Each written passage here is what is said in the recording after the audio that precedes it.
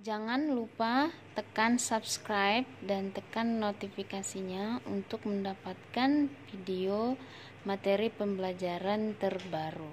Terima kasih. Halo, selamat pagi. Kita akan belajar tentang proses pencernaan dan penyerapan lipid. Seperti yang sudah kita ketahui, lipid merupakan molekul besar yang pada umumnya tidak larut dalam air, sama seperti protein dan karbohidrat. Lipid dipecah menjadi suatu senyawa yang lebih kecil untuk proses penyerapan. Di samping itu, enzim pencernaan manusia sebagian besar itu berbasis air. Nah, bagaimana tubuh memecah lemak dan membuatnya tersedia untuk berbagai fungsi yang harus dilakukan dalam tubuh manusia, maka kita lihat bagaimana proses pencernaan dan penyerapan lipid yang terjadi. Kita ketahui bahwa dalam metabolisme tubuh, mula-mula yang berperan adalah proses pencernaan. Nah, dalam metabolisme lipid, pencernaan adalah pemegang peranan yang penting, di mana prosesnya memecah unit trigliserida menjadi unit monogliserida yang lebih kecil dengan bantuan yang namanya enzim lipase. Namun, enzim lipase ini kurang memiliki peranan penting dalam lambung kecuali jika ada gangguan pada pankreas kita. Nah, untuk proses pencernaan lemak itu pertama-tama dimulai di mulut, kemudian melalui proses pencernaan kimiawi yang disebut dengan lipase lingual. Makanan yang mengandung kolesterol dan kita cerna itu tidak pecah oleh enzim lipase, namun akan tetap utuh sampai memasuki sel epitel usus halus. Setelah itu, lemak akan masuk ke lambung, lalu dalam proses tempat pencernaan kimiawi itu dilanjutkan oleh lipase lambung serta pencernaan mekanis yang dimulai.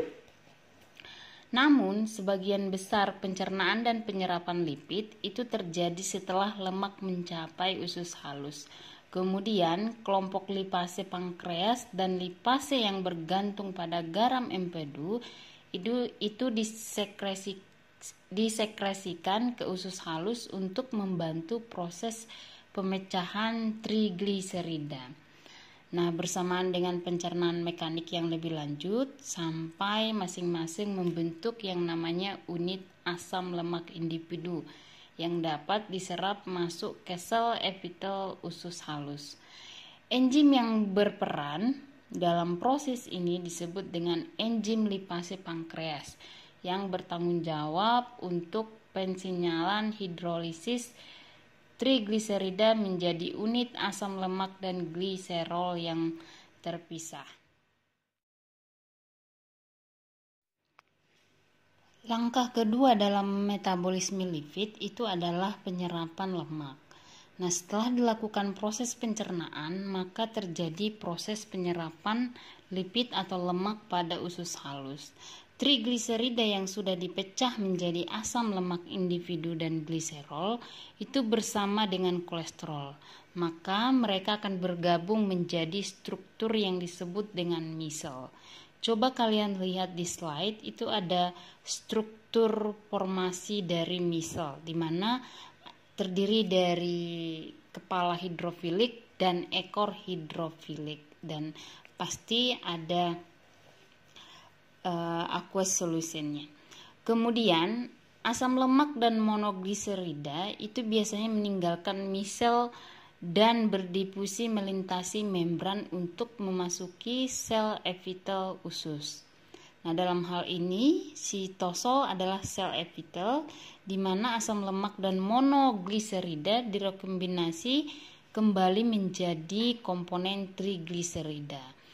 Dalam sitosol sel epitel tersebut, trigliserida dan kolesterol itu dikemas menjadi partikel yang lebih besar yang disebut dengan namanya kilomikron yang merupakan struktur amfipatik yang mengangkut lemak yang sudah dicerna. Nah, kilomikron ini akan melakukan perjalanan melalui aliran darah untuk memasuki adiposa dan jaringan tubuh lainnya.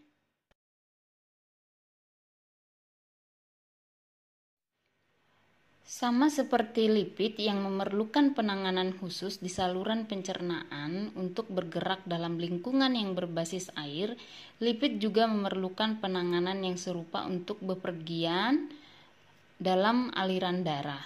Di dalam sel-sel usus, monogliserida dan asam lemak itu berkumpul menjadi trigliserida. Nah, trigliserida, kolesterol, dan fosfolipid itu akan membentuk yang namanya lipoprotein ketika bergabung dengan pembawa protein. Nah, lipoprotein yang memiliki inti dalam yang terutama terdiri dari trigliserida dan ester kolesterol, atau ester kolesterol adalah kolesterol yang dihubungkan dengan asam lemak. Nah, bagian luar yang terbuat dari fosfolipid, ya, coba kalian lihat di slide itu, diselingi dengan protein dan kolesterol. Mereka bersama-sama membentuk yang namanya kilomikron, yang merupakan lipoprotein besar yang sekarang memasuki sistem limpatik dan akan segera dilepaskan ke aliran darah melalui vena di leher. Nah, kilomikron itu akan mengangkut lemak makanan dengan sempurna melalui lingkungan yang berbasis air. Nah, kemudian dibawa ke seluruh tubuh dengan tujuan tertentu seperti hati dan jaringan tubuh lainnya.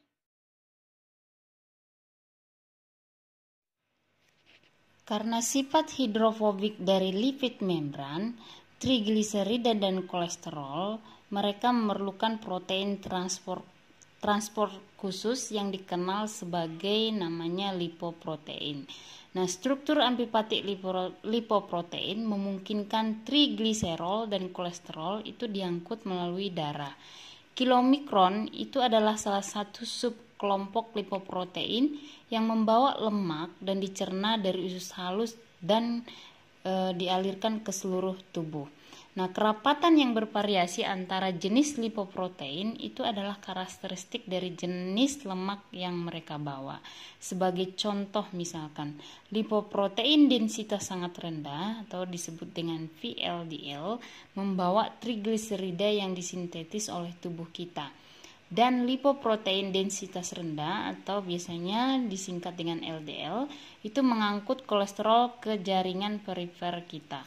Sejumlah lipoprotein ini akan disintesis di dalam hati, tetapi tidak semua berasal dari organ tersebut. Nah, kolesterol yang diserap dengan buruk jika dibandingkan dengan fosfolipid dan trigliserida, penyerapan kolesterol itu dibantu oleh peningkatan komponen lemak makanan dan akan dihambat oleh kandungan yang mengandung serat yang tinggi. Inilah alasan mengapa asupan serat yang tinggi direkomendasikan untuk menurunkan kolesterol darah. Makanan yang mengandung serat yang tinggi seperti buah-buahan segar, sayuran, dan gandum itu bisa mengikat garam, empedu, dan kolesterol. Kemudian dapat mencegah penyerapan dan membawanya keluar dari usus besar. Jika lemak tidak diserap dengan benar, seperti yang terlihat dalam beberapa kondisi medis, misalkan tinja seseorang akan mengandung jumlah lemak yang tinggi. Jika malabsorpsi lemak itu berlanjut, kondisi ini disebut atau dikenal sebagai steatorrhea. Nah, steatorrhea ini dapat dihasilkan dari penyakit yang mempengaruhi proses penyerapan seperti penyakit cystic fibrosis. Setelah kilomikron mencapai jaringan, maka partikel-partikel lipoprotein lain itu akan dipecah oleh lipoprotein lipase pada permukaan luminal sel endotelial dalam kapiler untuk melepaskan komponen trigliserida. Lalu, trigliserida akan dipecah menjadi asam lemak dan gliserol sebelum memasuki sel, dan kolesterol yang tersisa akan kembali mengalir melalui darah ke hati. Dalam sitosel sel misalnya adalah sel otot. Nah, gliserol itu akan dikonversi menjadi gliseraldehid trifosfat yang merupakan perantara dalam proses glikolisis. Untuk mendapatkan oksidasi dan menghasilkan energi, langkah utama dari proses katabolisme asam lemak itu biasanya terjadi di dalam mitokondria. Nah, asam lemak rantai panjang lebih dari 14 karbon perlu dikonversi menjadi asil koenzim A agar dapat melewati membran mitokondria tersebut. Katabolisme asam lemak itu dimulai dalam sitoplasma sel ketika asil koenzim A sintase itu menggunakan energi dari pembelahan adenosin trifosfat atau ATP untuk menghasilkan penambahan koenzim A menuju asam beta yang disebut dengan asetil koenzim A. Nah, asetil koenzim A yang digunakan dalam proses siklus asam sitrat untuk menghasilkan energi, kemudian NADH dan FADH. Nah, proses oksidasi beta membutuhkan enzim seperti coba kalian lihat di slide, itu ada asil koenzim A dehidrogenase, kemudian enoil koenzim hidratase, kemudian 3 hidroks asil koenzim A dehidrogenase dan 3 keto asil koenzim A tiolase. Nah, diagram di slide menunjukkan bahwa bagaimana asam lemak diubah menjadi asetil koenzim A. Untuk reaksi secara keseluruhan itu menggunakan yang namanya palmitoyl koenzim A dengan karbon 16,0, di mana satu sintesis ATP atau adenosin trifosfat asetil koenzim A yang dihasilkan oleh jalur beta oksidasi itu memasuki siklus TCA mitokondria, di mana selanjutnya akan dioksidasi untuk menghasilkan NADH sebanyak 21 ATP atau adenosin trifosfat dan FADH 2 kali itu sebanyak 14 ATP. NADH dan FADH 2 kali yang diproduksi oleh beta oksidasi dan siklus TCA itu digunakan oleh rantai transport elektron mitokondria untuk menghasilkan ATP. Nah, oksidasi lengkap dari satu molekul palmitat itu adalah asam lemak yang mengandung 16 karbon. Nah, jumlah ATP yang dihasilkan dari molekul palmitat, satu molekul palmitat ini adalah 129 molekul ATP. Kemudian proses selanjutnya adalah proses anabolisme lipid, itu sama dengan biosintesis lipid, di mana terdiri dari sintesis lipid membran, sintesis trigliserida, sintesis asam lemak, dan sintesis kolesterol. Coba kita lihat yang pertama itu adalah sintesis dari lipid membran, di mana terdiri dari dua kelas lipid membran yaitu sphingolipid dan gliserol fosfolipid. Dalam tubuh kita, lipid membran itu disintesis secara berbeda-beda, namun jalurnya berbagi pola yang sama. Langkah pertama itu adalah mensintesis tulang belakang yang disebut dengan senyawa sphingosine atau gliserol. Langkah kedua itu adalah penambahan asam lemak ke tulang belakang untuk membuat asam fosfatidat. Asam fosfatidat itu selanjutnya dimodifikasi dengan perlekatan kelompok kepala hidrofilik yang berbeda kepada tulang punggung. Nah, sintetis lipid membran itu terjadi biasanya pada membran retikulum endoplasma.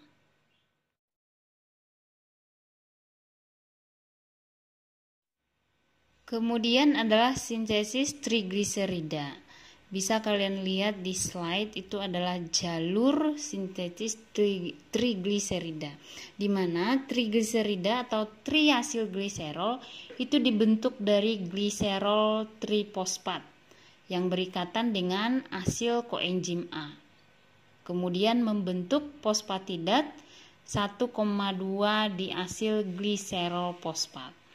Fosfatidat itu dibantu oleh fosfatidat fosfohidrolase menjadi 1,2 diasil gliserol. Kemudian asam fosfatidat ini merupakan prekursor untuk proses biosintesis dari trigliserida tersebut. Dengan bantuan diasil gliserol, asil transferase atau DGAT itu akan diubah menjadi yang namanya triasilgliserol. Nah, kemudian biosintesis trigliserida itu biasanya terjadi di dalam sitosol. Kemudian selanjutnya adalah sintesis dari kolesterol. Dapat dikatakan bahwa semua sel tubuh dapat mensintesis kolesterol. Akan tetapi pada manusia, maksudnya pada hati manusia dan usus, itu merupakan sumber utama kolesterol endogen. Nah, di samping itu, kolesterol juga banyak disintesis pada korteks adrenal, testis, kemudian ovarium atau organ-organ yang membentuk hormon-hormon steroid, kemudian di bagian aorta dan kulit. Nah, sintesis kolesterol dari tubuh itu sekitar 80% dan merupakan produksi dari asetil koenzim A. Asetil koenzim A itu merupakan prekursor untuk sintesis kolesterol yang dapat dibentuk dari glukosa, asam lemak, dan asam amino. Di dalam hati manusia, 2 molekul koenzim A lainnya akan membentuk hidroksimetilglutanil atau disingkat dengan koenzim A. Nah, koenzim A itu akan turun ya HMG koenzim A. Nah, itu reduksi HMG koenzim A itu akan menghasilkan yang namanya mevalonat, yaitu proses pembentukan senyawa dengan 6 atom karbon dari senyawa dengan 2 atom karbon. Reaksi yang dikatalis oleh HMG koenzim A reduktase ini adalah reaksi penentu kecepatan pembentuk kolesterol mevalonat menghasilkan yang namanya isopren yang pada akhirnya saling bergabung dan akan membentuk skualen. Pembentukan skualen dan mevalonat itu karena adanya pembentukan suatu senyawa dengan 30 atom C dari senyawa dengan 5 atom C. Nah, ini merupakan unit-unit isoprenoid. Nah, ini juga berasal dari senyawa dengan 6 atom C yang mengalami proses dekarboksilasi. Nah, siklasi skualen itu akan menghasilkan sistem cincin steroid dan sejumlah reaksi itu selanjutnya menghasilkan kolesterol yang merupakan senyawa dengan 27 atom C dengan bentuk rantai tertutup. Kemudian adalah sintesis dari asam lemak. Kita ketahui bahwa prekursor untuk asam lemak itu adalah asetil koenzim A dan terjadi di dalam sitosol sel. Asam lemak disintesis melalui asam lemak sintase atau asam lemak kompleks enzim. Nah, yang mempolimerisasi dan selanjutnya mengurangi unit asetil koenzim A. Mereka termasuk rantai asil yang tidak dikurangi oleh serangkaian reaksi yang menambahkan gugus asetil, kemudian menguranginya menjadi alkohol, lalu menjadi gugus alkena, dan kemudian menguranginya menjadi gugus alkana. Lalu, anggota kompleks asam lemak sintase tersebut itu terdiri dari enzim kondensasi, kemudian protein pembawa asil, kemudian suatu sintase, kemudian 2 reduktase dan dehidratase. Kompleks enzim yang hadir di seluruh tubuh itu terutama aktif di jaringan adiposa dan hati dengan masing-masing putaran aktivitas enzim. Kemudian molekul asam lemak itu diamplikasi dalam ukuran oleh 2 karbon. Produk sintesis asam lemak itu adalah palmitat dengan jumlah molekul 16 karbon. Untuk model substratnya, reaksinya itu terdiri dari 8 asetil koenzim A plus 7 ATP plus 14 NADPH plus 6 H plus menjadi palmitat plus 14 NADP plus ditambah 6H2O ditambah dengan 7 ADP ditambah dengan 7 PI. Nah, selain itu asam lemak di dalam proses biosintesis tersebut itu asetil-CoA merupakan pusat metabolisme energi seluler.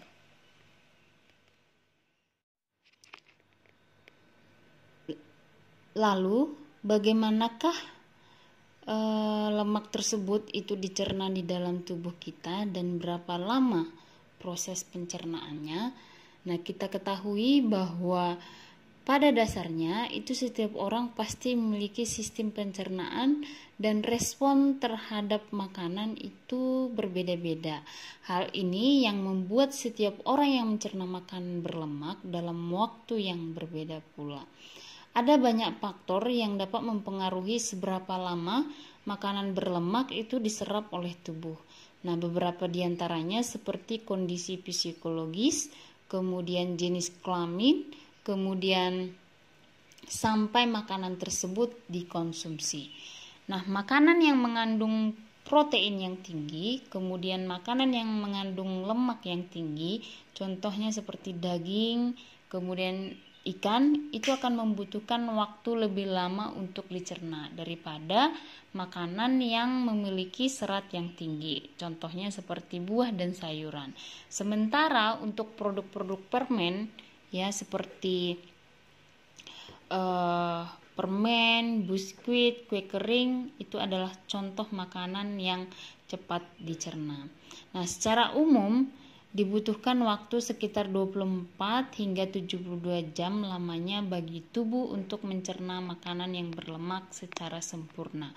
Menurut beberapa penelitian, rata-rata waktu proses pencernaan untuk pria itu sekitar 33 jam dan untuk proses pencernaan wanita itu kurang lebih dari 47 jam. Kemudian bagaimana kita memahami kolesterol di dalam darah? Nah, Anda mungkin pernah mendengar yang namanya LDL dan HDL sehubungan dengan kesehatan jantung. Nah, singkatan ini merujuk pada low density lipoprotein untuk LDL dan high density lipoprotein untuk HDL. Lipoprotein yang dicirikan itu oleh ukuran, kepadatan, dan komposisi. Ketika ukuran lipoprotein meningkat, maka densitasnya akan menurun. Ini berarti bahwa HDL itu lebih kecil daripada LDL. Lalu, mengapa mereka disebut sebagai kolesterol baik dan buruk? Kemudian, apa yang harus kita ketahui tentang lipoprotein ini? Nah, kita ingat bahwa kilomikron itu adalah pengangkut lemak di seluruh lingkungan berair di dalam tubuh. Nah, sekitar 10 jam itu berada di dalam tubuh kita. Kemudian kilomikron secara bertahap itu akan melepaskan trigliserida sampai semua yang tersisa dari komposisinya itu adalah sisa-sisa yang kaya akan kolesterol. Nah, sisa-sisa ini digunakan sebagai bahan baku hati untuk memformulasikan lipoprotein tertentu. Berikut adalah daftar berbagai lipoprotein dan fungsinya, yaitu yang pertama adalah very low density lipoprotein, kemudian intermediate density lipoprotein, kemudian low density lipoprotein, dan high density lipoprotein. Yang pertama adalah very low density lipoprotein, di mana lipoprotein yang memiliki densitas yang sangat rendah dan dibuat di hati dari sisa-sisa kilomikron dan mengangkut trigliserida dari hati ke berbagai jaringan di dalam tubuh. Nah, saat VLDL itu berjalan melalui sistem sirkulasi, maka lipoprotein lipasi itu akan melucuti VLDL trigliserida karena pengangkatan trigliserida berlanjut.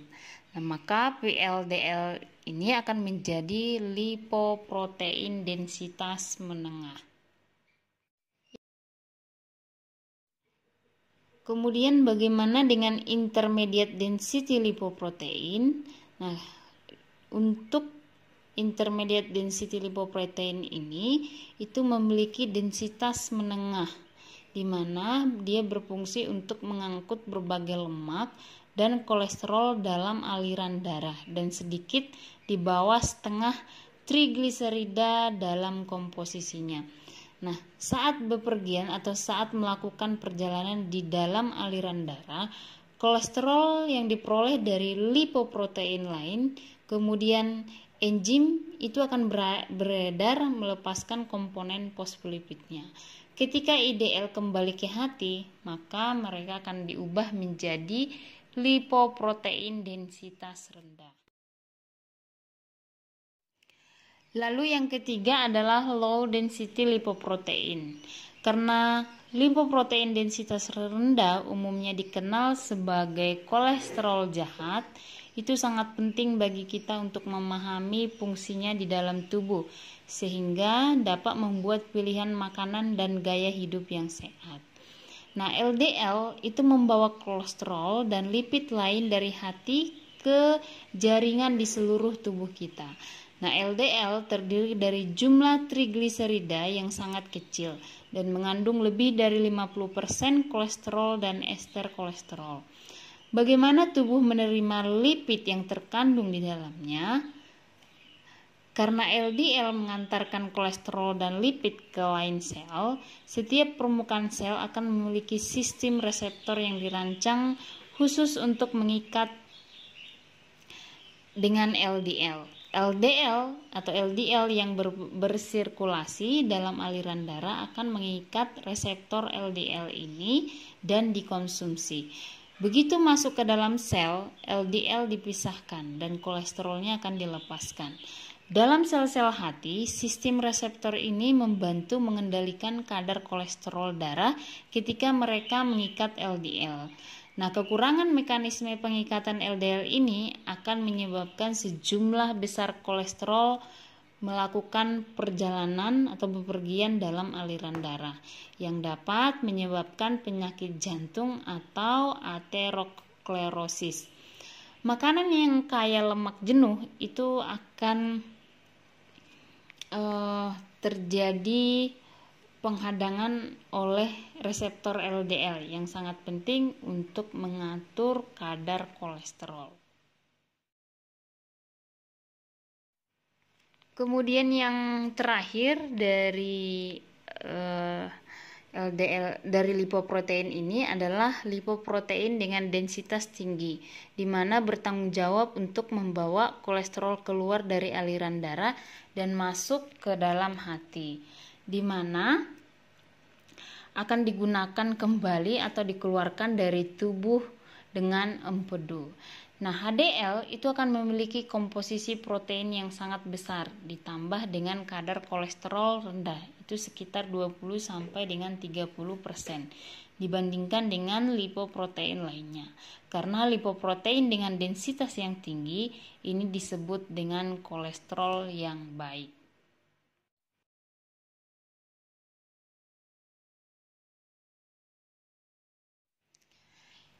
Dan bagaimanakah sebaiknya rekomendasi kolesterol yang baik bagi tubuh kita?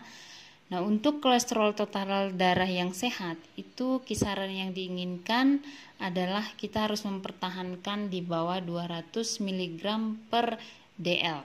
Nah, lebih khusus ketika melihat dari profil lipid kita masing-masing. Nah, jumlah LDL yang rendah dan jumlah HDL yang tinggi itu akan mencegah kelebihan dan penumpukan kolesterol di arteri dan menangkal bahaya kesehatan potensial. Nah, tingkat LDL kurang dari 100 mg per desiliter itu ideal. Sementara tingkat LDL di atas 160 mg per dl itu akan dianggap sangat tinggi.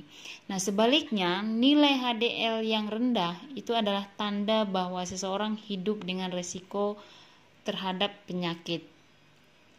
Nilai kurang dari 40 mg per dl untuk pria dan 50 mg per dl untuk wanita, menandai bahwa faktor resiko untuk pengembangan dari penyakit jantung.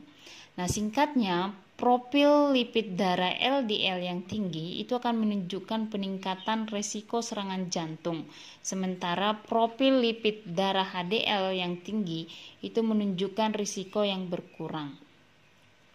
Beberapa penelitian melaporkan bahwa asam lemak dengan omega 3 itu akan meningkatkan total kolesterol yang lebih rendah dan trigliserida yang lebih rendah pada orang dengan kolesterol yang tinggi. Ini merupakan overview dari proses metabolisme, pencernaan, dan penyerapan lipid di dalam tubuh manusia, di mana langkah pertama dalam pencernaan trigliserida dan fosfolipid itu dimulai dari mulut ketika lipid bertemu dengan air liur. Selanjutnya, proses mengunyah dengan bantuan pengemulsi, dalam hal ini adalah enzim pencernaan. Sebagai pengemulsinya adalah enzim lipase lingual dengan sejumlah kecil fosfolipid untuk memulai proses pencernaan. Tindakan ini menyebabkan lemak menjadi lebih mudah diakses oleh enzim pencernaan. Akibatnya, lemak menjadi senyawa kecil dan terpisah dari komponen yang berair. Di perut, lipase lambung itu mulai memecah trigliserida menjadi digliserida dan asam lemak. Dalam 2 hingga 4 jam setelah makan, kira-kira sekitar 30% dari trigliserida itu akan diubah menjadi digliserida dan asam lemak. Nah, pengadukan dan kontraksi lambung itu akan membantu proses penghancuran molekul lemak. Sementara digliserida yang diturunkan dalam proses ini itu bertindak sebagai pengemulsi lebih lanjut. Namun, bahkan di tengah semua aktivitas tersebut, pencernaan lemak sangat sedikit terjadi di perut. Nah, bisa kita lihat di slide bagaimana proses penyerapan dan pencernaan dan penyerapan lipid. Nah, yang pertama adalah sejumlah kecil pencernaan lipid itu terjadi di lambung karena lipase lambung diproduksi di lambung. Kemudian empedu diproduksi di hati, lalu disimpan di dalam gallbladder dan dilepaskan ke usus kecil untuk membantu proses pencernaan dan penyerapan lemak. Lalu enzim lipase pankreas itu diproduksi oleh pankreas dan dilepaskan ke usus kecil untuk memecah trigliserida, asam lemak, dan gliserol. Setelah itu di usus kecil, produk dari pencernaan lemak dan asam empedu itu akan membentuk misel yang bergerak menuju mikrofili untuk memungkinkan lipid berdifusi ke dalam sel mukosa. Nah, di dalam sel mukosa tersebut, asam lemak dan monogliserida itu akan menyerupai trigliserida dan dimasukkan ke dalam partikel transport lipid yang disebut dengan kilomikron. Nah, kemudian akan memasuki pembuluh getah bening. Lalu usus kecil tersebut itu sangat efisien dalam menyerap lemak sehingga sangat sedikit yang diekskresikan dalam tinja. Demikian materi tentang pencernaan dan penyerapan lipid yang bisa saya sampaikan. Semoga kalian yang mendengarkan memahami dan tetap mendapatkan materi pembelajaran selama studi dari